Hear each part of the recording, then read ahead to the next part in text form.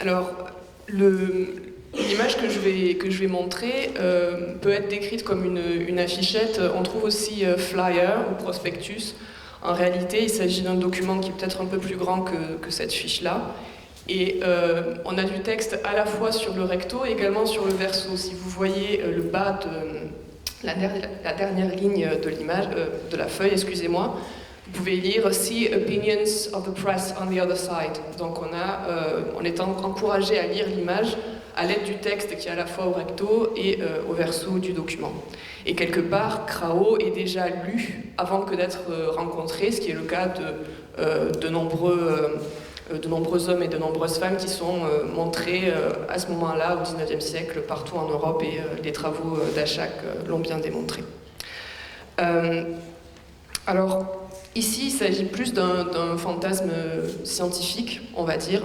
Je suis légèrement, je ne vais pas dire frustrée, ce ne serait pas le terme, mais il y a une autre image de Krao qui existe, et je pense qu'il y a eu des difficultés pour l'obtenir. Et en réalité, cet autre prospectus est vraiment identique à celui-ci en ce qui concerne le texte, mais l'image est assez différente, et je vais en parler après. Mais l'image aurait été bien plus à propos en ce qui concerne la thématique d'aujourd'hui. Fantasme scientifique, pourquoi ? Parce que Krao est dès le début présenté comme la preuve de la théorie de Darwin sur la filiation de l'homme. Et un fameux chaînon manquant. Après la publication en 1871 de la filiation de l'homme par Charles Darwin, les femmes qui jusqu'à présent étaient présentées comme des femmes à barbe dans les freak shows sont désormais présentées comme des chaînons manquants. Donc on change de catégorie d'exposition, et ici l'argument scientifique devient argument publicitaire. Les catégories d'exposition dans les freak shows disent évidemment beaucoup des sociétés dans lesquelles les spectacles ont lieu, et la femme à barbe déclenche des réflexions sur l'identité masculine, féminine, l'ange domestique victorien, etc., qui va ici être remplacé par le chaînon manquant entre l'animal et l'homme. La référence à la théorie de Darwin est ici assez large, puisque Darwin parlait davantage d'un ancêtre commun entre le singe et l'homme. Mais on a immédiatement commencé à fantasmer un chaînon manquant qui serait contemporain des sociétés de l'époque. Le champ lexical de la science est présent dans tout le prospectus. On voit sur le côté les special lectures, qui sont en fait des conférences qui sont données 3 fois dans la journée pour présenter Krao et expliquer en quoi elle est la preuve de la théorie de Darwin.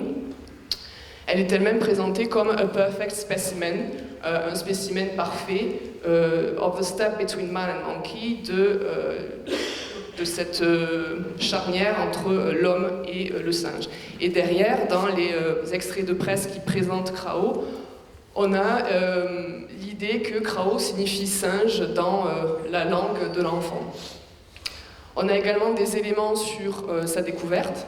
On dit qu'elle a été découverte dans le royaume de Siam par un explorateur suédois qui se trouve être un agent de l'entrepreneur Farini, déjà bien connu pour, entre autres, les pygmées de Farini qui ont été montrés, entre autres, aux Folies Bergères.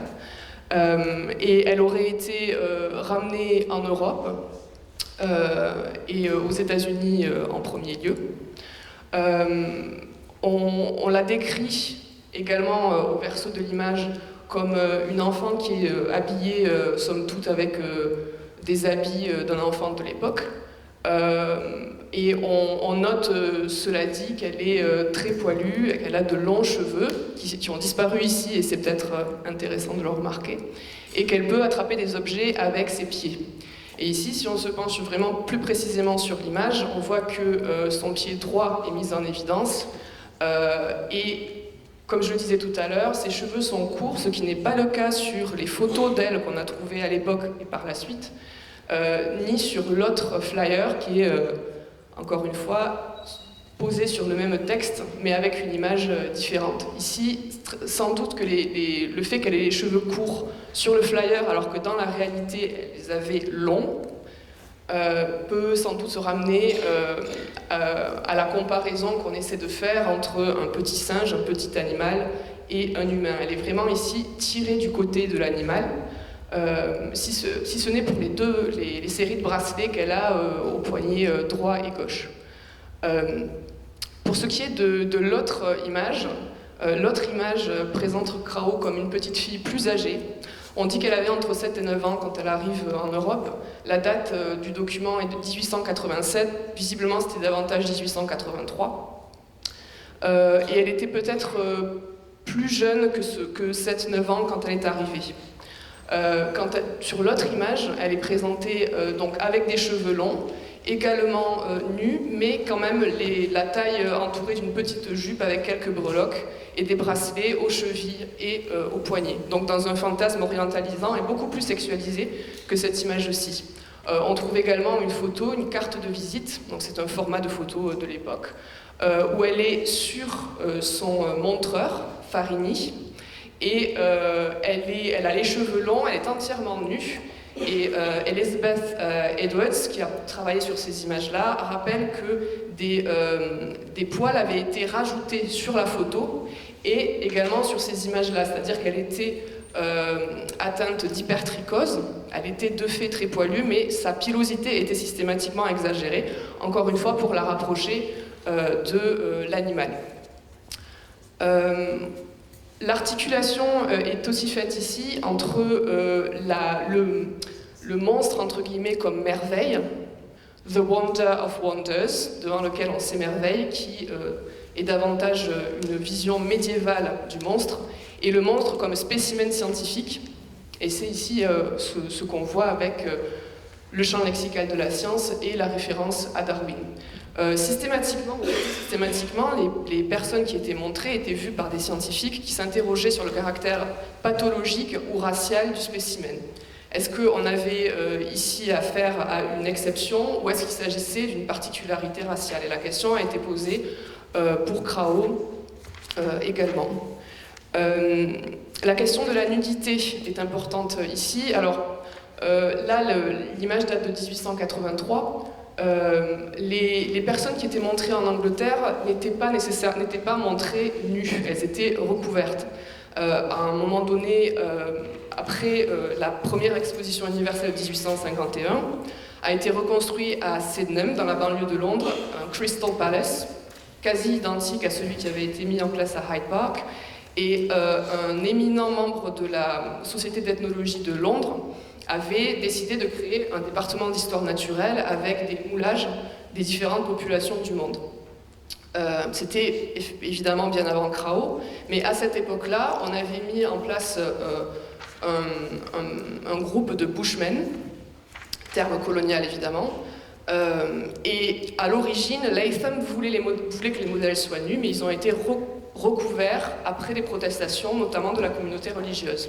D'un certain nombre de religieux, excusez-moi. Cela dit, les parents étaient couverts, les enfants ne l'étaient pas, et les parties génitales des enfants étaient visibles pour les visiteurs. Il y a évidemment un débat sur le lien entre le moulage et la statuaire, puisque dans la statuaire, les parties génitales étaient visibles. Ici, elles sont tout de même suggérées, on ne les voit pas, mais l'enfant a les jambes écartées. Je finirai peut-être simplement sur la question c'est un terme qui est un peu difficile à traduire en français, mais de l'agency, c'est-à-dire le degré d'intervention possible de ces personnes-là qui ont été montrées sur leur destin et sur leur représentation en particulier. Pour ce qui est de Krauss, elle a été montrée donc, par Farini. Ensuite, elle a rejoint un certain nombre de cirques, dont celui de Barnum et Bailey. Et sur la fin de sa vie, elle était, on va dire, indépendante, dans le sens où elle habitait à Brooklyn et se donnait en représentation dans un certain nombre de dime museums ou au Freak Show de Coney Island. Donc elle avait une certaine marge de manœuvre sur sa vie, même si évidemment on ne sait pas réellement ce qu'elle a vécu, il n'y a pas de document qui existe personnel qui raconte son histoire telle qu'elle a envisagée. Mais dans tous les cas, elle sortait à l'extérieur, recouverte d'un voile, pour cacher sa pilosité. Je terminerai simplement sur ça. C'est vrai qu'il y a cette image-ci de Krauss enfant, l'image de la petite fille sexualisée, qui est tout de même mise en contraste avec la terminologie darwinienne. Donc une enfant qui est à la fois la preuve de la théorie de Darwin, donc une enfant animale mais aussi une enfant exotique, éroticisée et potentiellement peut-être dangereuse. Et quelque part, la photo de la carte de visite, qui est là pour être preuve du corps réel de Krao, a quand même été retouchée avec des poils rajoutés. Et sur cette photo-là, elle est vraiment reposée sur, elle est sur le corps de Farini, elle est presque sur son épaule, et elle est à la fois enfant, chat, et il y a une sexualisation, une animalisation de la petite fille qui est très intéressante et que malheureusement on ne peut pas montrer aujourd'hui. Merci. Merci beaucoup Fanny.